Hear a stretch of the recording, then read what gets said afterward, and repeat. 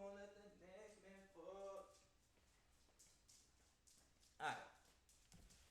Yo, I'm back. My fault, gang. I had to go get my food. We got a lot of people in here. What's up, chat? What's up with y'all? Hope y'all having a blessed day. So this is the video I was talking about before I left. It's called How TKO Ruined Wrestling. First off, I don't even have my headphones on, so I can't even hear shit. Shit. Okay, there we go. Alright.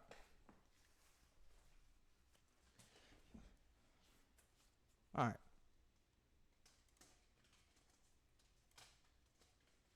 There we go. Yeah, I turned that shit off. Yo, I sent you a AAA match. It's a tag match with Phoenix teaming up with Vikingo, taking on the Young Bucks. Oh, okay. If I have time, I should have time. I don't think I'll hop off until like 2:15, 2:30. But I do want to react to this because I saw this pop up on my timeline.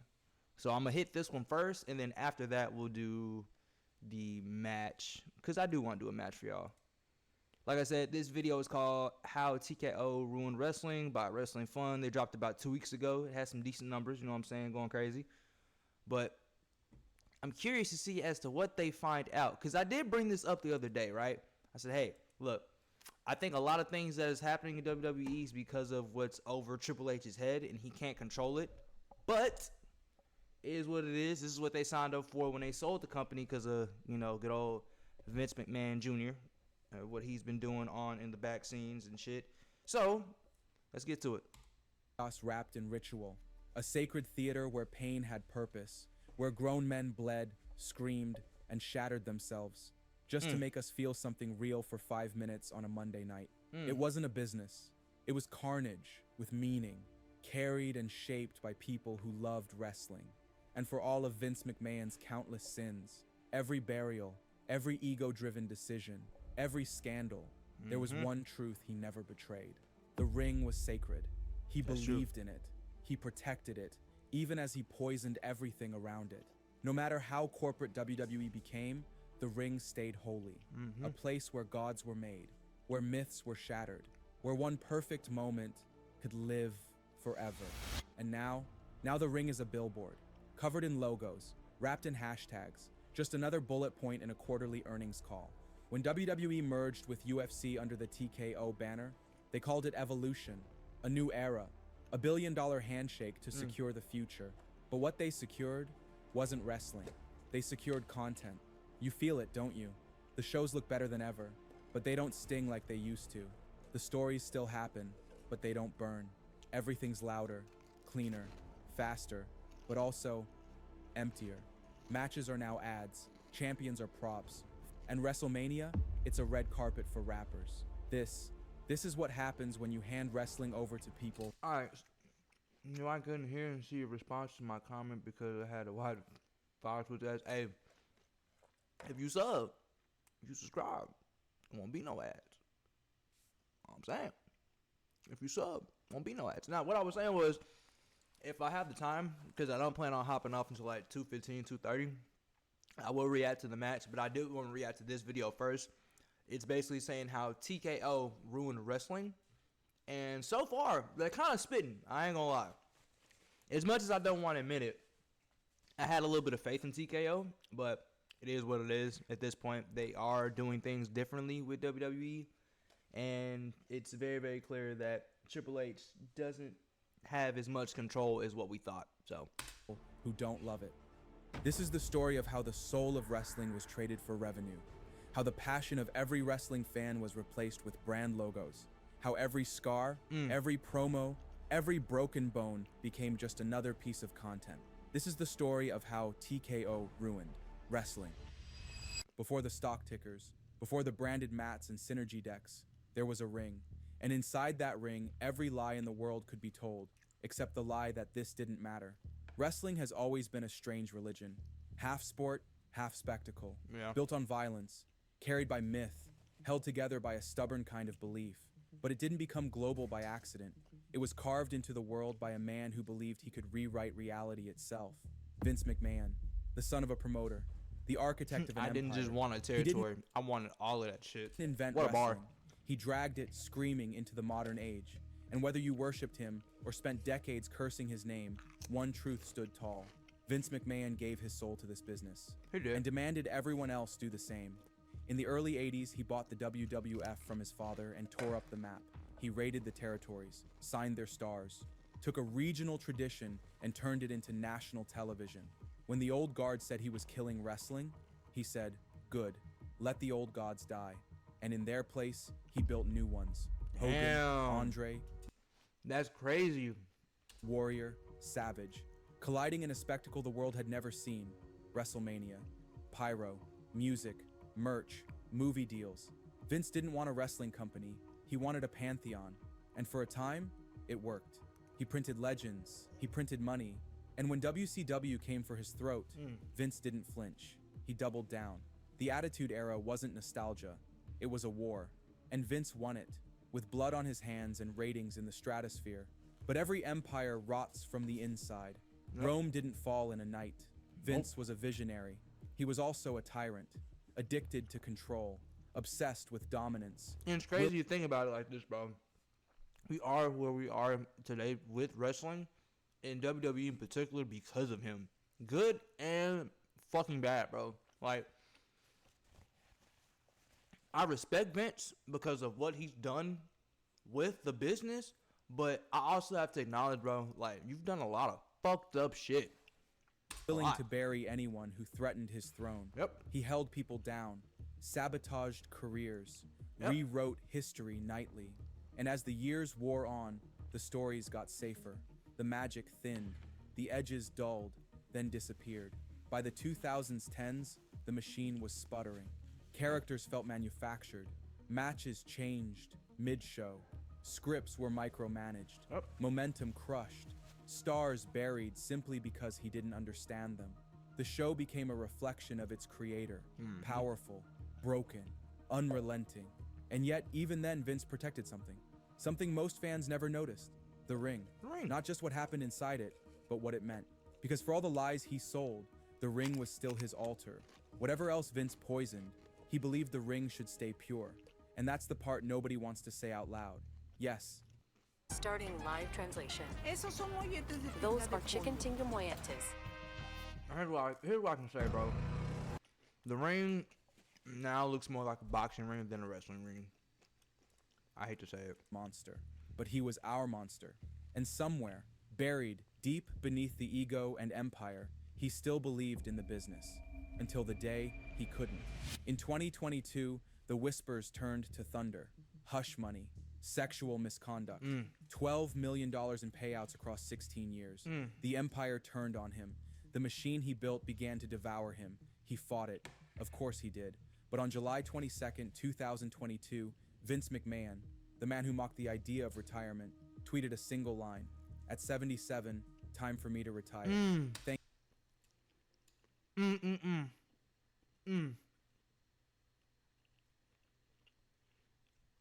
That shit shocked me. Hold on. That shit shocked the shit out of me, bro. When I saw it, I was like, damn. Hey, they did pack that nigga up for real. Thank you, WWE Universe. And just like that, it was over. Or so it seemed. Because Vince McMahon never fades quietly. In his final act, he returned, briefly in shadow, to broker one last monstrous deal. A merger. WWE and UFC. Sports entertainment and combat sports. Two empires. One banner. TKO. You know, at first, I was excited about this because it was going to make a pipeline for anyone between two companies. Like, hey, if you wanted to learn some fighting for real, someone from wrestling could go to UFC. And if UFC, if you were ready to retire, like Stylebender, whenever he's ready, he's expressed the fact that he would love to come to WWE. So it's a pipeline now. That's what I was excited for because it's endless amount of talent that can come swap back and forth. That's what I was then most excited for. He vanished. All those years, Vince played with fire. He hurt people. He warped the culture. But he never let the business burn. That part of him, the part that protected the ring, that died with the merger. And someone else was supposed to carry the fire. Not a savior from the outside. Not a fresh face with a billion-dollar pitch. The one meant to protect it was already here. Yep. Watching, waiting, learning, absorbing every rule, Mr. every Paul war, Levesque. every betrayal. He wasn't the future. He was forged in the past, born in the ashes of betrayals, raised in the politics of the locker room, heir to the throne. Some call him the dirtiest player of the game. I also don't like VKM because he doesn't know how to treat indie talent, and he only cared about the U.S. audience, not wrestling that are overseas. Yeah, I mean, at the end of the day, he will care about homegrown talent more than anyone, just because that's where he's from. I'm not saying it's right. I'm not saying it's wrong. I'm saying as a businessman first. Because at the end of the day, I am still some type of a businessman. I understand where he came from because you're from here. I'm going to put you on first. That's just the reality of the situation, regardless of who you are. Does it suck? Yes. But is it... I can see where he comes from with that. But also, he came from a different time, bro. Like, he really came from 70s, 80s, 60s wrestling. Like, he grew up in that time period. So I think his way of viewing the business is very, very skewed any fucking way. Because if you notice, bro, he didn't really have a lot of black champions. We're just gonna keep it 100. Like, how many Latino champions was it? We can say that too. So it's just, he comes from a completely different era, and that's unfortunate, but it's the truth. It's the truth. But in truth, he is.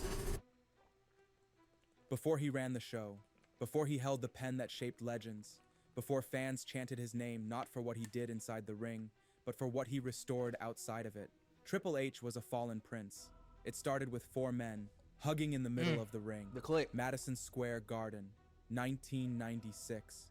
The Curtain Call, Shawn Michaels, Scott Hall, Kevin Nash, Triple H.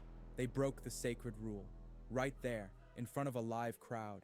Back then, kayfabe was law, and only one of them paid the price. Triple H took the fall. Hall and Nash were leaving for WCW. Damn. Shawn was untouchable as champion, so the punishment landed on the one man who couldn't protect himself. His push, gone. His credibility. Damn. Now, I hate that happened, though. Because, bro, I'm not going to lie. Now that we have the internet, kayfabe does not matter anymore, bro. Like, we can see all of you niggas at any point in time if y'all are outside. It's, bro, the way people view celebrities, I hate even using that word, bro, because it's such a, I think it has a demonic connotation to it. But I'm just say it just for the sake of conversation, right? The way we view celebrities now is not how people view celebrities in this time period, because you couldn't see them. You saw them on TV, in a newspaper, or you got a glimpse of them if you just so happen to be around them in a random ass area. Other than that, you don't.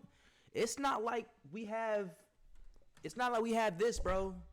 This is the thing that separates our generation and the previous ones, bro. Like, it ain't shit to pull your phone out and just go look up a YouTube video and see, oh, this nigga did this today. Oh, he's on Snapchat. This nigga did this on Snapchat. Like, even with me, this is like a form of TV, but I'm on TV every day. I'm on your screen every day.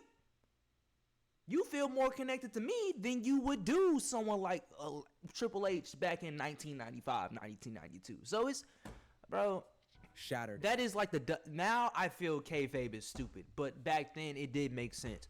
You need to protect the story. If you want to hang out in secluded doors, bro. Don't let no one see you. I understand that, but now it doesn't. It's no point of having kayfabe, bro. It's no What, point. you want me to shoot with this interview? I'm gonna... And buried in that humiliation, something inside Paul Levesque shifted. He started playing the long game. That night taught him 2 truths. First, loyalty means nothing in this business unless it turns a profit. Second, if you want to survive the machine, you've got to rebuild it from the inside. So he stayed close to power. There are wrestling talents and wrestlers and luchadors all over the planet. All of them would be amazing in WWE if they booked right and not change their in-ring ability. I don't think it's the in-ring ability. I think it used to be. But now I think it's more about how do you handle your charisma well on a mic. And that's the unfortunate part about it. If you can't carry yourself on a mic, they're not going to push you. And I think that's the problem with some wrestlers because you can see it. What's a great example I can give you? Ricochet, amazing talent, but his promos are fucking ass. Why the fuck would they push you? And then you get mad and say, "Oh, they didn't know how to use me right." No, nigga, you can't, bro. This is WWE is not that company. If you're looking for a wrestling company, unfortunately, you're watching the wrong shit. Go to AEW, go somewhere else. If you want a entertainment wrestling company, you notice how I said the word entertainment first, then wrestling, then you came to the right place, bro. WWE is not a wrestling company anymore, and it hasn't been for almost 20 years. And I've been alive to see the shift wholeheartedly. You have too. You remember the time period, bro? The Smackdown 6, Revolution running rampant. There were a lot of great. They had the perfect balance of wrestling and then entertainment. Now it's flipped, and if you can't entertain me first, aka you can't build a story, you can't carry the charisma, if you can't talk on the mic first, then show me what you got into the ring, then unfortunately you're just gonna suffer in WWE, bro. Unless you're like a Karen Cross or Cody Rhodes, you become so undeniable on and off the screen that they have to push you. And if that's not the case, you're gonna fail in WWE, bro. At least that's just the way I see it. I'm not saying it's right. I'm not saying it's wrong. At this point, I'm just a viewer and I analyze. I don't really give a fuck because I'm learning more and more about WWE. A lot of luchadors can cut promos. I think promos in Spanish are better than promos in English. The luchadors can cut promos in AAA, but that's the thing. Where is the majority crowd at WWE? It's not in Mexico. It's not in these other countries. It's mainly U.S. Now, what I can say is if the charisma can still show, they do still have a chance. I do agree with that. But are they going to have to adjust some things? Yes, because I'm not going to lie. The thing that also fucks up WWE now is it's still a little too kid-friendly, and I think it needs to be brought back a little into adult reality, if that makes sense. Because you have these over-the-top characters, and they're all adults, but they are cutting promos in ways that kids are still around. And I get it. Don't get me wrong. Kids are still going to watch wrestling, for shit, sure. But who are the ones spending the money? Kids don't have money. The adults have money. So why not make content? I don't know, bro. They're doing shit differently, bro. And I've noticed it still hasn't been the same since I've been back watching. I think it's gotten a little bit better because now Netflix is allowing them to get away with certain things versus the USA Network was doing and whatever company Smackdown was on. But still, bro, like, I feel like we'll keep watching the video. This is a great conversation. Didn't drink, didn't touch drugs, but he embedded himself in the wildest faction of the 90s. The Clique, backstage manipulators, rule breakers, chaos merchants. He didn't quite belong, but he didn't have to. He just had to watch, learn, wait. Then came China, the powerhouse by his side. Together they looked untouchable. But when opportunity knocked, Triple H answered. Their relationship fell apart. Publicly, painfully, because Hunter cheated. The other woman, Stephanie McMahon. Not just anyone, the boss's daughter. And when Vince found out, he didn't explode. He adapted. He married them on screen, then off screen. And from there, the transformation began. From the game to the Prince of the Throne. He watched Vince, studied him, learned how the gears turned, how illusion kept the business alive. And by the early 2000s, and here's what I'll say about Triple H, bro. As much as niggas get mad that he married Stephanie, bro, that was one of the smartest things he ever did. And let me fucking explain why. Not only did you marry the big boss, the number one guy in wrestling at that time, and probably still to this day, there's not a single person in any company that's ever topped Vince yet. You married his daughter, but not only did you marry his daughter, you learn directly under that nigga. That nigga is Darth Sidious, and you're the healthy version of Anakin as Darth Vader. Like, dude, you are efficiently living the dream. Even if you don't get a push, you still have all the wrestling knowledge to still be like, okay, if I want to go start my own shit, I can. But if I want to help and take over in the back scene, I still can't. Like, bro, it's still crazy. Also, the language barrier, I say let the wrestlers and luchadors learn English, but yet still speaking a native language when they're cutting promos and there are people that will not understand. Yes, that was subtitled. You know what? I think they're getting towards that. Like, you can still see with Io Sky in particular and Asuka.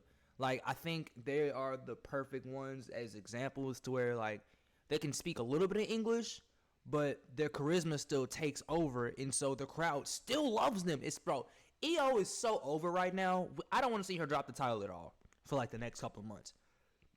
Because whatever she's been doing, it's working. Also, Penta and Phoenix. And see, Phoenix in particular, that booking of him is pissing me off, bro. I see Penta every fucking week. I don't see Phoenix every week. With their Spanish, yeah, like, if it works, let it work. If it apply, bro, just let it fly. I'm open. I'm gonna let it fly, bro. Let them do their thing. Like, they gotta.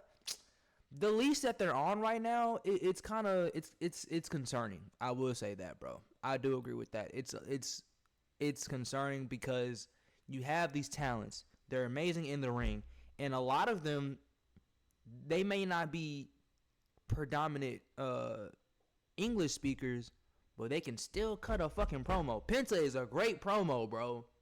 He can cut a fucking promo, bro, like it's nothing.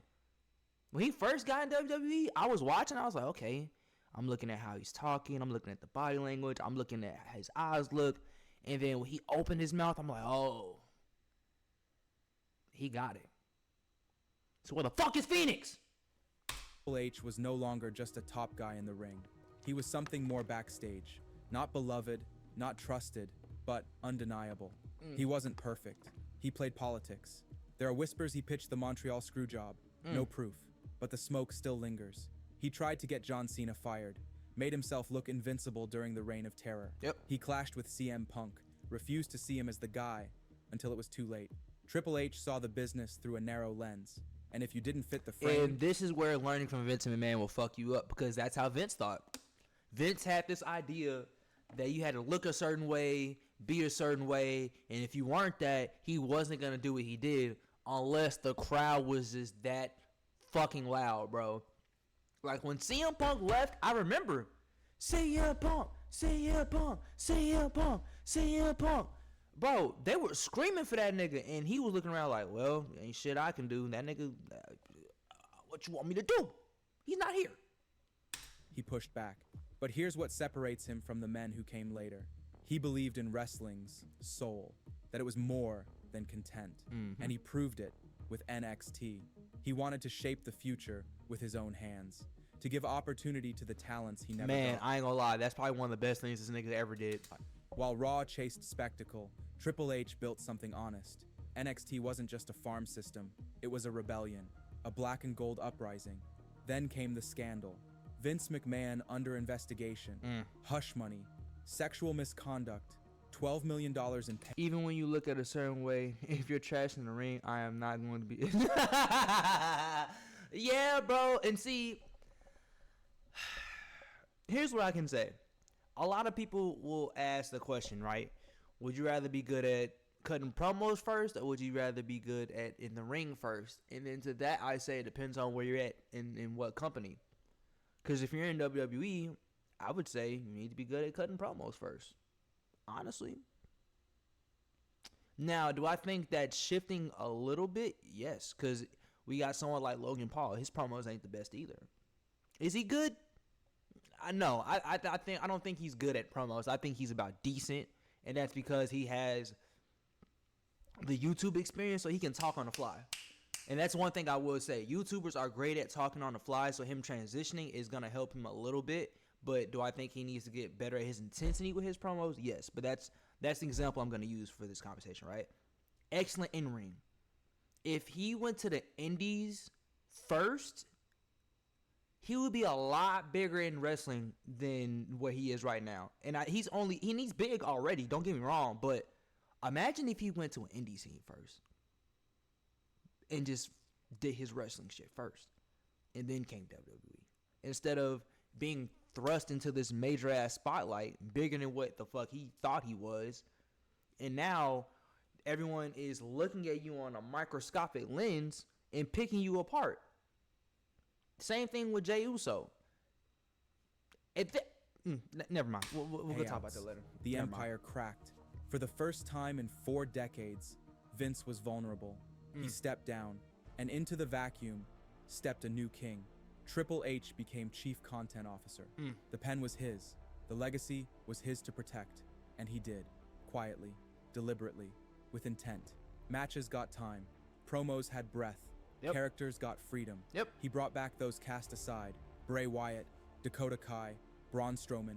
The locker room stood taller. The fans leaned in. People stopped doom-scrolling Raw. They watched. Not everything worked, but it mattered. Because for the first time in years, WWE had a heartbeat again. Triple H wasn't chasing moments. He was building payoffs. That was his signature. Long-term storytelling. Yep. Stories that remembered their past. Stories that earned their... Look, I come from watching Lucha in Mexico. Mexico wants you to get good in the ring because of those high-flying Lucha Libre spots. They want you to work on yourself in the ring before the promos. And see, this is where I say, we bro, you know, we have this conversation off screen all the time, bro. Because of how American wrestling is, it used to be ring first. But once it got televised, bro, and the territory started getting bought up and they needed that screen time, at one point, wrestling was just a promo. You'll hear people say it. Cody says it all the time. Wrestling was just a promo at one point. Because at this point, as an American, honestly, bro, it's televised. We've seen everything. We've seen a nigga get put through a table. We've seen somebody fly off of something. We've seen somebody get hit with something. So how the fuck are you going to make me care? And that's how we think because of how big our wrestling, I don't want to say knowledge, bro, but we have a wider scope, but a small scope, if that makes sense.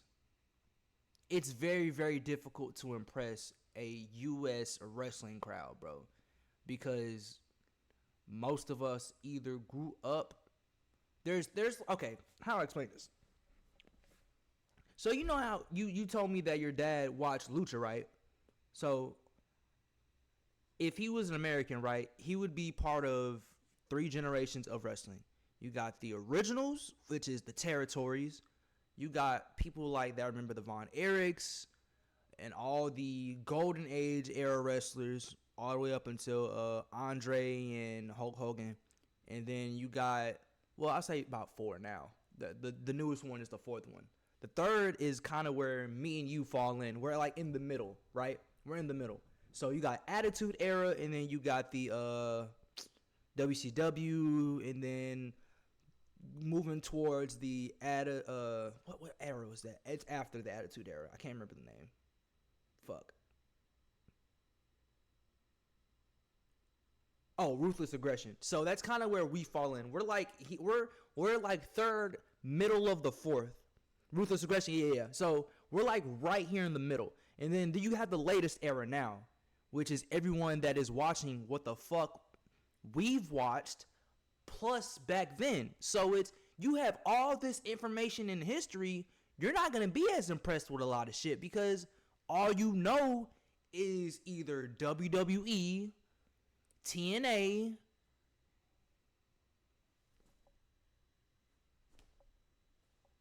all our OGs are dead.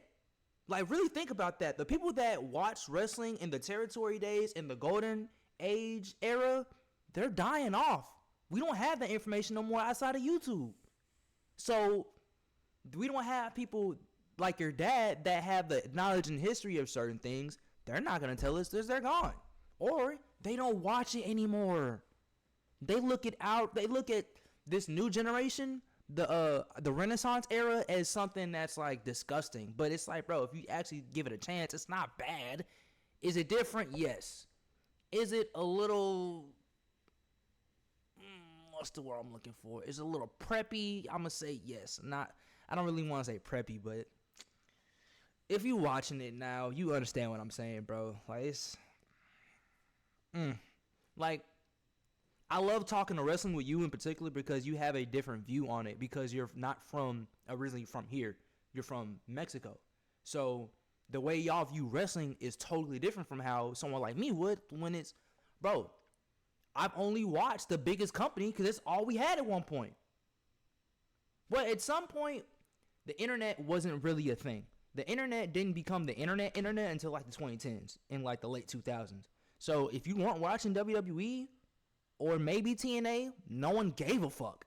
And that's unfortunate, but now that we have the internet, we able to do shit like you send me something from Lucha Underground so I can go back and watch. That's how I'm able to pick up and learn everything again. So now my perspective is shifting a little bit because of everything that you've been teaching me and sending me. But other than that, bro, if you would never send me this, my view would still be the same. How the fuck you gonna make me care about this in-ring shit if you can't make me care about your promo skills? Because at one point, that's all it was for us. It was just a promo. Just a promo. Anyway. Future. And nothing proved that more than the Bloodline saga. 3 years of family, power, control. Roman Reigns, the Tyrant. Jay, the Heart. Jimmy, Torn. Rikishi on a diet, the Silent Enforcer. Rikishi on a diet. Oh, bro, that is fucking hilarious, dude. Rikishi on a diet. That is funny, bro. Lucha stayed the same in Mexico. Everyone in Latin America did watch AAA. AAA is the biggest wrestling company. So, and that's the thing. Y'all still value that culture. For us, I don't know what the fuck we value in the wrestling culture anymore. I can't tell you what the fuck it is right now. I would say from 2022 to... No. I would say from 2020 to 2023 or 4, depending on who you ask, I would say that the storytelling was the thing that we valued the most. Now, I don't really know. Because you have shit like The Rock doing dumbass shit, coming in and fucking up a story and expecting us not to know what the fuck is going on. And then you lie and say, oh, well, I wanted it to be about John. Nigga, no, you didn't. Stop lying, bro. Stop fucking lying. Ain't, bro, that's gonna make me pissed off. Sami Zayn, the outsider who made us laugh, made us cry, and made us believe. Then came the WrestleMania 40, 2 nights that reminded the world why we love this ridiculed sport. The Bloodline saga, the greatest long-term story WWE has told in decades, paid off. It was absolute cinema, and behind it all, Triple H's fingerprints. But behind the curtain, the machine was still moving, because while Triple H was fighting to rebuild the soul of WWE, someone else was preparing to sell it. Bro, The Rock, bro. At this point, I don't want The Rock coming back to WWE if he's not gonna do something good for it, bro. Because you're not doing anything but fucking it up for everyone else.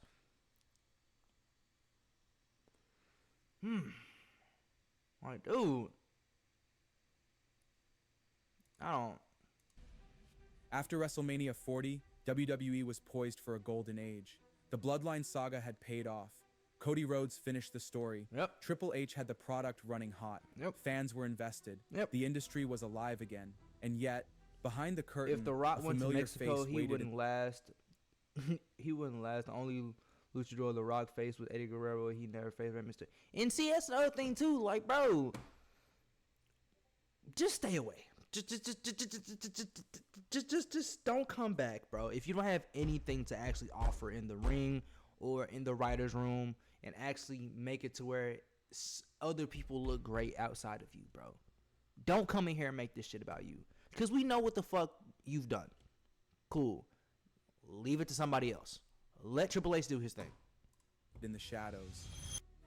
Enter the final fraud. It wasn't a return. He never left. During the build to WrestleMania 40, he tried to hijack Cody's moment. The fans revolted. WWE pivoted. The final boss was born. By accident, not design. And it worked. It saved the build. But Dwayne couldn't resist overstaying his welcome. He showed up the next night, challenged Cody, and from that moment on, Cody's reign was poisoned. Because no matter who Cody faced, everyone knew the truth. It was all filler until he reached the man who tattooed the storyline on his bald head.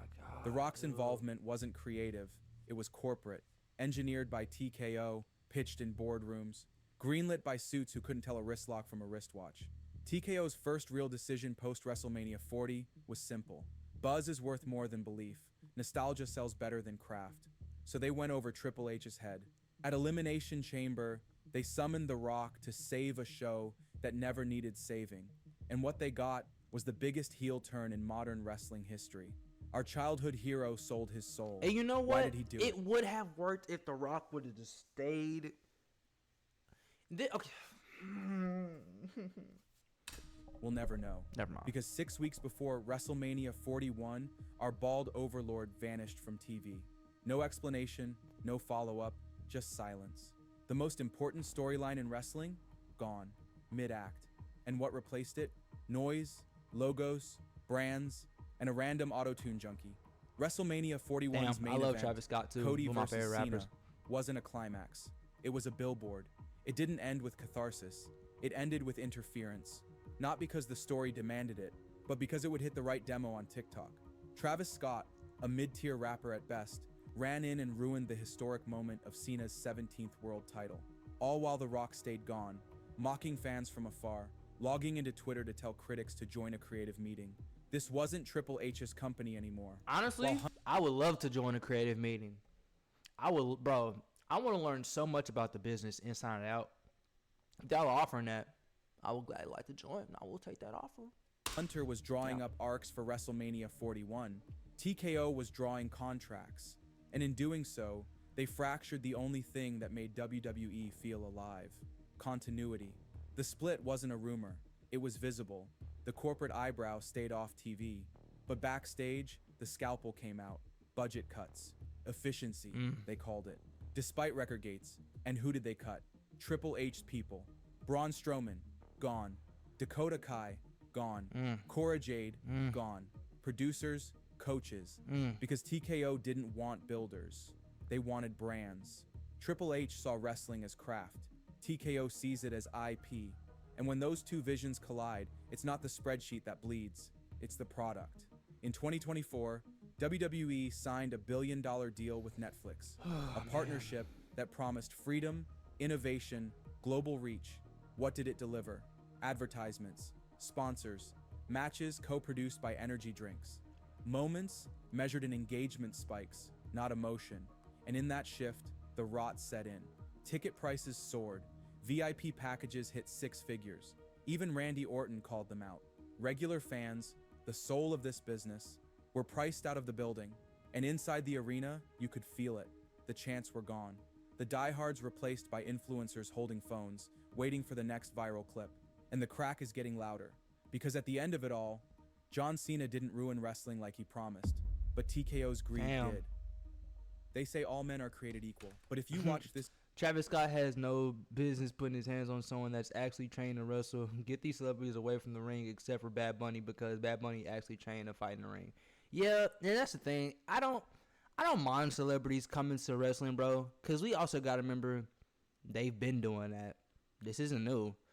People are more mad now because, again, wrestling is so worldwide. It's a microscope and everything.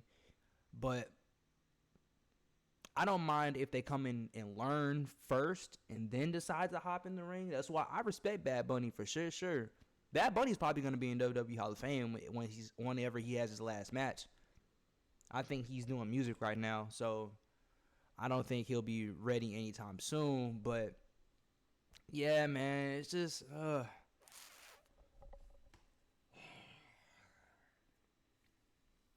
I didn't want to believe where wrestling was going this year, but I want to say this is one of the more darker years for wrestling, bro. And this supposed to be John's last year. I was excited, bro. I told my wife from